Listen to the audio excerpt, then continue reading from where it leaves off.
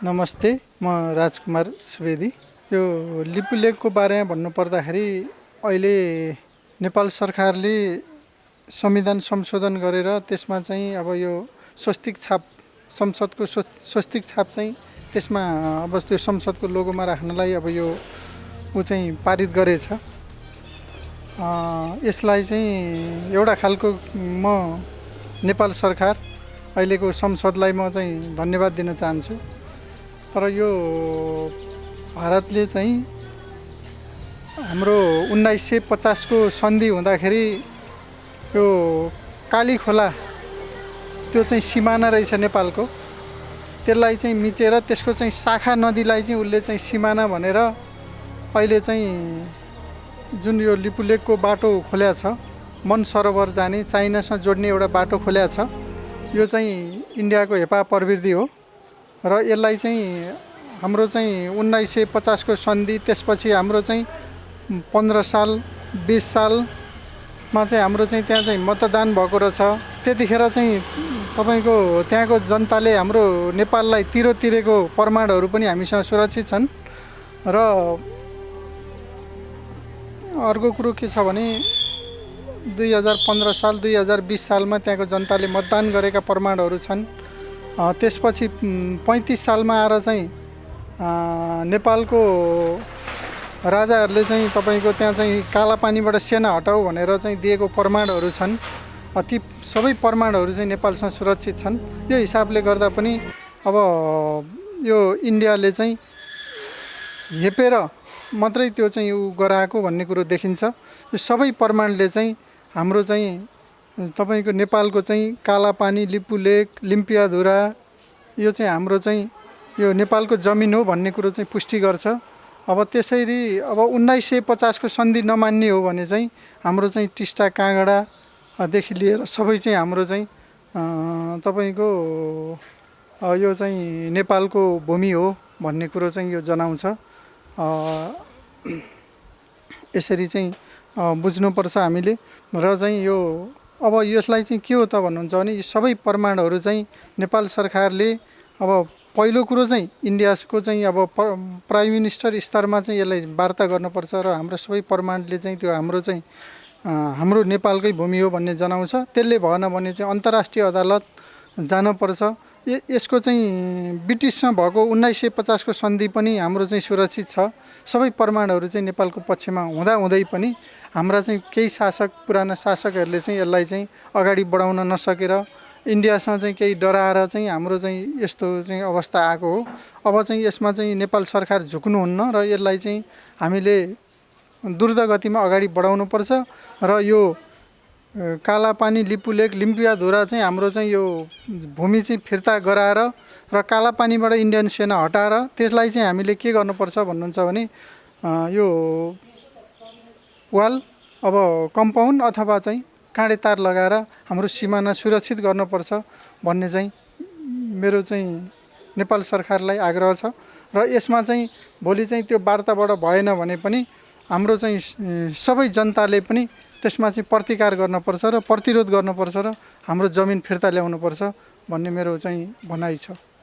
सम्पूर्णमा नमस्कार। म भानुभक्त अधिकारी, म यो सामाजिक अभियन्ता। अहिले देशमा जुन यो सीमा विवाद चर्किरहेको छ त्यो सम्बन्धमा मेरो आफ्नो विचारहरू म राख्न गइरहेको छु। यो सीमा विवादलाई हामीले विगतदेखि अहिलेसम्म हेर्दा जुन सुगौली सन्धिको रूपमा हामीले लिन्छौँ, जुन सन् 1816 मा जुन खालको सन्धि भयो, त्यो सन्धि यता नेपालका धेरै सीमाका क्षेत्रहरूमा भारतीयसित विवाद देखिरहेका छौँ। र अहिले विवाद अहिले देखिरहेको यो कालापानी र लिम्पियाधुरा जुन विवादको अहिलेको उत्कर्ष रहिरहेको छ, त्यसमा भारतले अहिले भर्खरै यो सुमेरुसम्म जाने जुन खालको मानस सरोवरसम्म जाने जुन बाटोको चाहिँ औपचारिक उद्घाटन गर्यो। त्यो उद्घाटन गरिसकेपछि नेपालमा सबै ठाउँबाट त्यसका विरोधमा चाहिँ स्वरहरू निस्किन थाले र त्यसलाई हामीले सरसर्ती हेर्दा हिजो भारतमा इस्ट इन्डिया कम्पनीले जुन राज्य गर्थ्यो र भारत छोड अभियान मार्फत इस्ट इन्डिया कम्पनी गइसक्दा उसित गरेको सन्धि 2016मा जुन हामीले सुगौली सन्धि गऱ्यौँ त्यो सन्धिलाई पुनरावलोकन गर्ने हो भने पनि त्यो नेपालको भूभाग कालापानीसम्म मात्र होइन लिम्पुवाधुरासम्मै जो त्यहाँबाट निस्किने नदीलाई नै त्यो बेलाको हामीले चाहिँ सीमाको रूपमा अथवा त्यसलाई चाहिँ त्यो नेपालको बााउन्ड्री त्यहाँसम्म रहेको हामीले पाउँछौँ र त्यसलाई अहिलेसम्म आउँदा नेपालले कुनै पनि त्यस्तो ठोस कदम चाहिँ नचालेको भन्न चाहिँ मिल्दैन। विभिन्न समय क्रममा सरकारहरूले विभिन्न आयोगहरू बनाएर त्यो सम्बन्धी विभिन्न छानबिनहरू गरिरहेको पाउँछौँ र तैपनि त्यो छानबिन गरिरहँदा पनि अहिले जुन खालको नेपालको नक्सा 2032 सालमा प्रकाशन भयो त्यो प्रकाशन गर्ने बेलामा त्यो क्षेत्रलाई चाहिँ नक्सामा समेट्नु नसक्नु नेपालको लागि त्यो चाहिँ दुःखद पनि देखिएको छ। त्यो यदि 2032 सालमा त्यसलाई नेपालको नक्सामा समेटेको भए आजको दिनमा यो खालको कुराहरू आउने थिएनन् र हामी चाहिँ अगाडि हुन्थ्यौँ। तर अहिले 2032 सालमा गर्नुपर्ने कुरा हामी 2077 सालमा आएर गरेका छौँ। नेपाल सरकारले जुन त्यो छुटेको भूभागलाई आफ्नो नक्सामा राखेर नक्सा प्रकाशन गर्यो यसले चाहिँ अन्तर्राष्ट्रिय रूपमा नै नेपाललाई ठुलो बल भएको चाहिँ हामीले पाएका छौँ र यसरी सरसर्ती हेर्दा यो कुमाल र गढगाउँ भन्ने चाहिँ त्यहाँ त्यो सिमाना त्यो छोडेर जाने बेला त्यो कुराहरू आउँछ। त्यसपछि त्यहाँ बनेका 3टा गाउँहरू छन्। ती गाउँहरूमा चाहिँ 2018 सालमा भैरव बरियालले चाहिँ जनगणना गरेको र 2015 सालको आम निर्वाचनमा पनि त्यहाँ चाहिँ त्यहाँका जनताहरूले नेपालमै मतदान गरेको कुराहरू पनि हामीले इतिहासमा पाउँछौँ र त्यो इतिहासमा पाइरहँदा 2035-36 सालमा त्यहाँ बस्ने व्यक्तिहरूले नेपाल सरकारमै विभिन्न किसिमका करहरू तिरेको र त्यहाँका जन्म दर्ता सबै कुराहरू पञ्जीकृत हुने चाहिँ नेपाल सरकारमै हुँदै थियो। तर पनि अहिले आउँदा ती गाउँहरूमा धेरै सबै गाउँहरू ती 3टा गाउँमा चाहिँ भारतीय बस्ती चाहिँ बनिरहेको छ। त्यसमा चाहिँ नेपालले त्यहाँका जनसङ्ख्या अथवा त्यहाँका मानिसहरूलाई आधारभूत आवश्यकताहरू पुरा गर्न नसक्नु नै प्रमुख कारण। यदि आधारभूत आवश्यकता पुरा गरेको भए उनीहरू चाहिँ भारत सरकारसित त्यो खालको सबै कुरामा डिपेन्ड हुने थिएनन् र त्यो अहिले आधारभूत आवश्यकताको कारणले गर्दा त्यहाँका मानिसहरू अहिले चाहिँ भारत सरकारले आफ्नो जनसङ्ख्यामा गणना गरिरहेको छ र अब यो चाहिँ विगतदेखि अहिलेसम्म आउँदा इन्डिया र नेपाल अब यो सार्क कन्ट्रीहरूले त्यो पञ्चवर्षीय के अरे पञ्चशीलका आधारहरू जुन कुराहरू पनि छन् ती कुराहरूलाई आधार मान्ने हो भने पनि भारत सरकारले त्यो भूमि छोडेर नेपाल सरकारलाई हस्तान्तरण गर्नुको विकल्प छैन।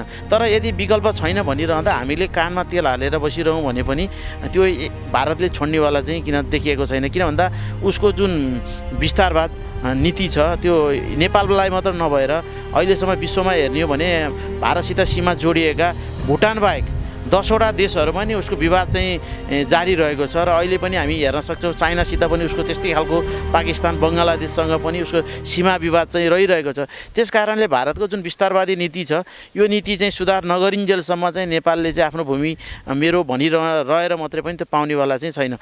त्यसकारण अबको विकल्प के हो भन्ने कुरामा पनि मलाई लाग्छ यो विकल्प भनेको दुई देशको बिचमा आन्तरिक सहमति नै यसको चाहिँ विकल्प हो। यसमा चाहिँ हामीले नक्सा जारी गरेर हाम्रो भयो भनेर बसिरहनु भन्दा पनि भारत सरकारसित कूटनीतिक पहल सकिन्छ प्रधानमन्त्री लेभलमै यसको पहल होस् भन्ने हाम्रो जनताहरूको आवाज उठिरहेको छ। यदि सकिँदैन भने पनि परराष्ट्र मन्त्रालय अन्तर्गत यसको चाहिँ कूटनीतिक पहल गरेर एउटा चाहिँ यो सीमा सम्बन्धी एउटा कार्यदल बनाएर यसलाई टुङ्ग्याउनुपर्छ भन्ने छ।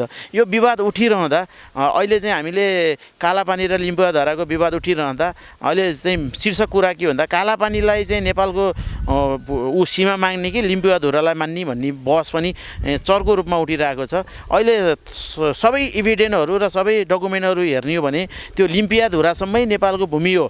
त्यो नेपालले 1 इन्च भूमि पनि छोड्यो भने त्यो जनताले चाहिँ अवमान्य गर्नेछन्। त्यो 1 इन्च भूमि छोड्ने पनि सरकारलाई अधिकार छैन। किन भन्दा सबै कुराका एभिडेन्टहरू खोजिसकेपछि सबै कुरालाई आधार मान्ने हो भने यो हामी चाहिँ लिम्बुवाधुरासम्मै यो नेपालको सीमा कायम हुनुपर्छ भन्ने चाहिँ मेरो पनि मत रहेको छ। र यदि लिम्बुवाधुरासम्म नेपालले सीमा कायम गर्न सकेन भने यो विषयको उठान गरेर राष्ट्रियता र अखण्डताको बारेमा सार्वभौमसत्ताको बारेमा कुरा गरिरहँदा त्यसले चाहिँ सरकारलाई चाहिँ राम्रो परिणाम चाहिँ दिनेवाला छैन। किन दिनेवाला छैन भने यो चाहिँ एउटा सुरुवाती मात्रै हो। तपाईँको सुस्ता, कैलाली, कञ्चनपुर, यता महोत्तरीदेखि नेपालका जति पनि सीमाका क्षेत्रहरू छन् जहाँ जङ्गे पिल्लरहरू मात्रै खडा गरिएका छन्, ती जङ्गे पिल्लरहरू खडा गरेर मात्र भन्दा पनि अहिले चाहिँ राष्ट्रिय बहसमा चाहिँ किन आइरहेको छ भन्दाखेरि त्यहाँका मान्छेहरूको सम्पत्ति जुन भारत सरकारले चाहिँ हडप्ने प्रविधि चाहिँ बढिरहेको छ, त्यस कारणले गर्दा चाहिँ सीमाका विवादहरू आउने गरिरहेका छन्। यी विवादहरू अन्त्य गर्नको लागि कूटनीतिक पहलभन्दा बाहिर त अरू कुनै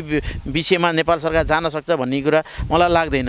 यदि भारतले एकतर्फी रूपमा कूटनीतिक पहल पनि नगरे र त्यो भूमिलाई चाहिँ आफ्नो हो भनेर चाहिँ अहिले जसरी बसिरहेको छ, अहिलेसम्म आउँदाखेरि भारतले यो मेरो जग्गा यो कारणले हो भनेर चाहिँ कुनै पनि इभिडेन्टहरू चाहिँ हामी प्रस्तुत गर्न सकिरहेको छैन। किन गर्न सकिरहेको छैन भन्दा उसित त्यो खालको चाहिँ इभिडेन्टहरू हामीभन्दा उसका बलिया प्रमाणहरू छैन। उसले प्रमाण चाहिँ अहिले के भनिरहन्छ भन्दाखेरि त्यो भूभागमा भारतीय जनताहरू बसिरहेको कारणले यो हाम्रो हो भनेर चाहिँ भनिरहेको छ। अहिले त्यहाँ नक्सामा ठोस अध्ययन गर्ने भन्दा पनि त्यहाँ 3टा नदीहरू चाहिँ छन्। त्यो 3टा नदीहरू एउटा चाहिँ लिम्बुयाधुराबाट बगेर आएको नदी छ, एउटा चाहिँ बिचमा यो कालापानीबाट आएको नदी छ भने एउटा चाहिँ भारतले अहिले काली नदी बनाएर त्यो काली नदीको मार्फत एउटा खोल्सो बनाएर यो नै यो नेपालको बोर्डर भनेर चाहिँ व्याख्या गरिरहेको छ। यो चाहिँ सरासर गल्ती हो। अब यो भारतले अब हामी नेपालीहरू यो अन्तर्राष्ट्रिय अदालतमा जान सकेनौँ भने भारतले यहाँ मात्रै होइन हरेक ठाउँमा चाहिँ हामीलाई हेपिरहन्छ। त्यस कारणले मेरो नेपाल सरकारलाई विनम्र अनुरोध के छ भने यो पहल गर्नको लागि अहिलेसम्मका सरकारहरू हामीले 2007 सालमा जुन प्रजातन्त्र आयो, प्रजातन्त्रको स्थापनापछि बनेका सरकारहरूलाई अध्ययन गर्ने भने अहिलेको सरकार भनेको एकदम बलियो र जनताले अपेक्षा गरेको सरकार पनि हो। यो सरकारले चाहिँ अहिले चाहिँ यो नेपालको सिमानालाई टुङ्ग्याउनलाई ठोस पहल कदम चाल्यो भने यो इतिहासमा चाहिँ यो नेकपाको सरकार अथवा केपी शर्मा ओली प्रधानमन्त्रीले नेतृत्व गरिरहनुभएको सरकारलाई यो चाहिँ इतिहासमा आफ्नो स्वर्णिम अक्षरले आफ्नो नाम लेख्ने यो अपर्च्युनिटी अथवा चान्स पनि हो। त्यस कारणले मैले के भनिरहेको छु भने यसका विकल्पहरू हामीले धेरै कुरा गरेर विरोध गरेर भारतसित युद्ध गरेर यी कुनै पनि समस्याको समाधान हामीले गर्न सक्दैनौँ। किन भन्दाखेरि हामीले बुझिरहेका छौँ नेपाल र भारतबीच यस्तो सम्बन्ध छ, यो सम्बन्ध अन्य कुनै विश्वमा अन्य कुनै देशहरूमा यस्तो खालको सम्बन्ध छैन जहाँ कि हाम्रो सम्बन्ध चाहिँ पारस्परिक हाम्रो कल्चर, राजनीतिक सबै संस्कारहरू इन्डिया र भारतको बिच मिल्छ। यो मिलिरहँदा पनि भारतले जुन तरिकाले नेपाललाई आफ्नो एउटा कान्छो भाइको रूपमा जुन तरिकाले उसले व्याख्या गरिरहेको छ, यसरी व्याख्या गरिरहँदा पनि एउटा देश अर्को देशको यो तरिकाको मान्यता चाहिँ पाउँदैनौँ। तर पनि हाम्रा सबै कुराहरू चाहिँ भारतसित मिल्ने हुँदा भारतलाई पनि यो अपर्च्युनिटी हो। यो बेला चाहिँ नेपाललाई उसले आफ्नो छिमेकी सबभन्दा नजिक उनको सबै कुरा मिल्ने छिमेकीलाई टाढा बनाउनु र उसलाई अन्तर्राष्ट्रिय अदालतसम्म पुर्याउन बाध्य पारियो भने यो भारतको पक्षमा पनि त्यति हितकारी हुँदैन। त्यसकारण सकिन्छ परराष्ट्र मन्त्रालय अन्तर्गतै कूटनीतिक पहल गरेर यसलाई टुङ्ग्याउनु पर्छ। यदि सकिँदैन भने दुई देशका राष्ट्र प्रमुख मोदी र केपी शर्मा ओली बिचको 1-to-1 वार्ताबाट यो समस्या समाधान निस्किन पर्छ। यदि निस्किएन भने नेपाललाई अहिले कुनै पनि छुट छैन कि अन्तर्राष्ट्रिय अदालतमा नगइकन यो कुराको समस्या समाधान नगरिकन अन्य कार्य गर्न चाहिँ नेपाल सरकारलाई छुट चाहिँ नेपाली जनताले दिनेवाला छैन। त्यसकारण मेरो विनम्र अनुरोध सरकारका हरेक नेताहरूलाई यी सबै इभिडेन्टहरू कलेक्सन गरेर राखेर वार्ताको माध्यमद्वारा यो समस्या समाधान गर्नलाई पहल गरोस् भन्ने मेरो व्यक्तिगत धारणा पनि रहेको र आम नेपाली जनताहरूको पनि धारणा रहेको कुरा म तपाईँको यो मिडिया मार्फत सम्पूर्ण नेपालीमा जानकारी गराउँदै मेरो यो अहिलेको सीमा विवादमा रहेका कुराहरूमा धेरै डकुमेन्टहरू छ। अब डकुमेन्टहरू तपाईँहरूले नै अध्ययन गर्नु, ती डकुमेन्टहरूलाई आधार मानेर नेपालले अहिले 1 इन्च पनि भूमि नछोडिकन त्यो कालापानी र लिम्पियाधुरा मात्रै होइन नेपालका अन्य बोर्डरमा रहेका सीमा सम्बन्धी विवादहरूलाई पनि यो मौकामा चाहिँ नेपाल सरकारले चाहिँ टुङ्ग्याएर यो बाउन्ड्रीलाई चाहिँ एक खालको आकार दियो भने यो नै नेपाल र नेपालीको हितमा हुनेछ भन्ने कुरा राख्दै बिदा हुन्छु। धन्यवाद।